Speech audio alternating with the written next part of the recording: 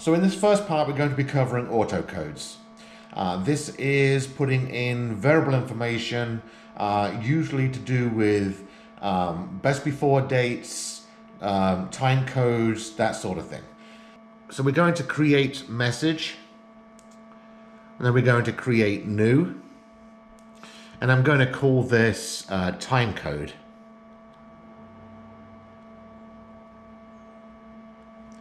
And then hit confirm. And last time in the first tutorial we used the text field on the top there.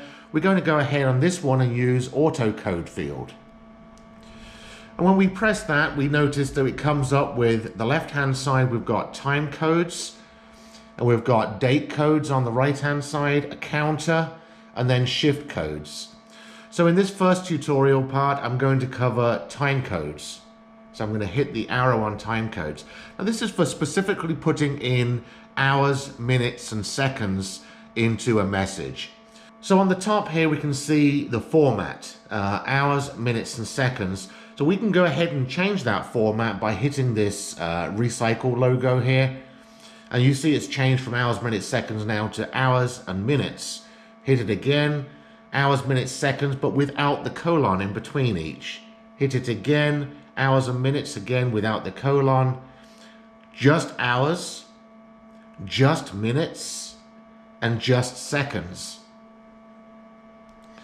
And then back to the first one, hours, minutes, seconds. So I'm going to go ahead and I'm going to add that field into the message, and you can see right here it's now putting in hours, minutes, and seconds. And like before, I can go into the font, and now I can change the font size down to a 7 and move it around in the field. So that's a basic time code with predefined hours, minutes, seconds format. So that's time codes. Now if we moved over to date codes, we see we're on the left hand side now we have normal dates. On the right hand side we have expiration dates. A normal date is today's production date. It's going to be printing today's date.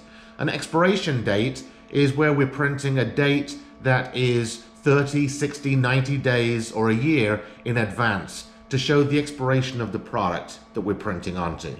So for normal date, we're going into the arrow, and again, like the time codes, we're now choosing the format. Month, day, year with a backslash in between, day, month, year for the UK, day, month, year with the backslash, year, month, day, year, month, day with the backslash, month, day, 4-digit year, month, day, 4-digit year with backslash, day, month, 4-digit year, and so on. And we can scroll through these and see no end of different combinations. So I'm going to choose a month, day, year with backslash, 2-digit year, and I'm going to add that into the message. And you can see here again, it's got month, day, year, today's date, and again in the font I can now change this down to a 7-dot font and move it around. So what if I wanted a date to show that was 30 days from the manufacturing date, to show that a product has a 30-day expiration? So again, I'm going to go into expiry date, and now it shows me days, months, weeks, years. And I can put a message, so 30 days would be this one, so we're going to go into days, and we're going to type in here 30, and enter. And then down here, again, as before, we have the format, month, day, year. This is what I want, a 2-digit month, 2-digit day with a 2-digit year. So I'm going to go ahead and add this. And you can see now we've counted 30 days on from today, and it's now the 19th of May 2020. As before, I can go into the font and I can change the font size down to 7 high and move it around. So what if we wanted the year format to change? For example, a 1-digit year or a 4-digit year. We would go into the year codes, and here we can select 4-digit, 2-digit, 1-digit, day of year, which is the Julian day, program year, program day of year. So, for example, if I wanted to manually put in the 2020 date into a message to hide the 2020, I would just go ahead and hit the plus key next to the 2020, and as you see, it's put it in there. So the last two to cover on date codes are rollover date and expiry rollover date.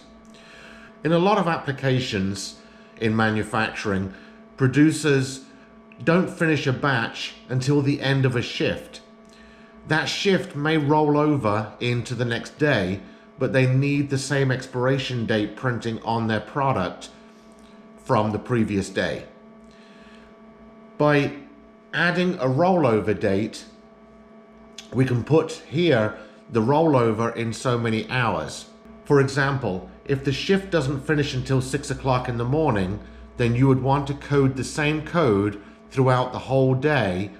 Then you would add a rollover of 6 hours onto the day's manufacturing. Now the midnight would roll over to 6 a.m. and then the date change would take place at 6 a.m., not midnight.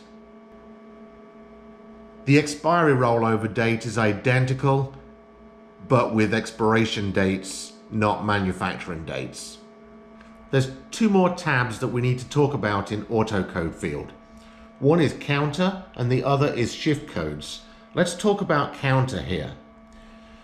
Before we actually add a counter, we need to set the parameters of that count. For example, whether it's a 4-digit count, a 3-digit count, whether it's incrementing in 1, 2, 3 or 2, 4, 6, how many times it's repeating that count. So before we add a count, back into the message editing screen, we have to click on the Advanced tab, and then at the bottom we see the Counters button, and now we can start setting our parameters of the counter. So this is counter number 1. We're going to program, it's going to be incrementing in steps of 1. The start count is pretty much always going to be 1, not 0. And the end count, I'm going to make it a 4-digit count. So I'm going to change this to 4 digits. The leading zeros I need to be on because I need it to always be a 4-digit code. And the repeat is 0. The repeat is how many times you want each number to repeat itself. So 1, 1, 1, 2, 2, 2, 3, 3, 3, etc. Now we've set this, we can go back into the edit message screen and we can go ahead and type in a new, and I'm going to do an AutoCode field and a counter and counter 1, and I'm going to add it.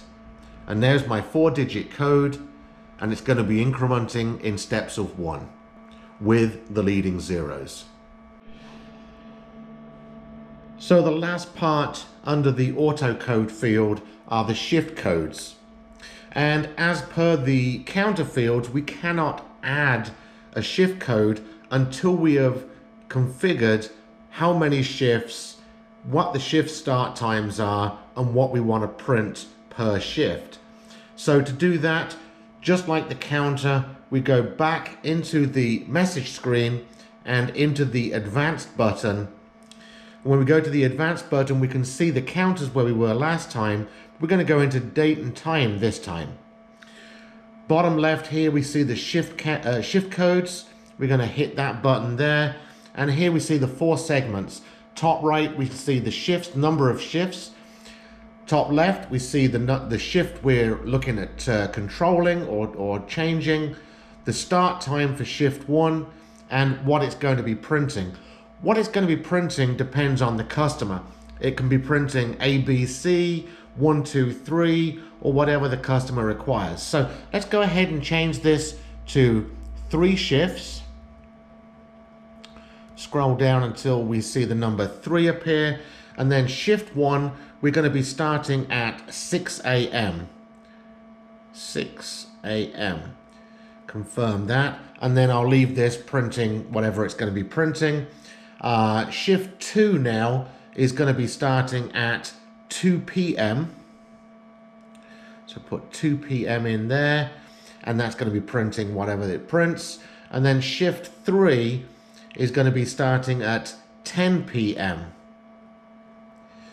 Put that in there. And again, it's going to be printing something different for shift 3. Once we've done all this, we can go back into the message. And now we can add a new, and we're going to go up into AutoCode Field and then into the shift codes and add a shift code. And it's now printing the correct shift code for the time it is currently.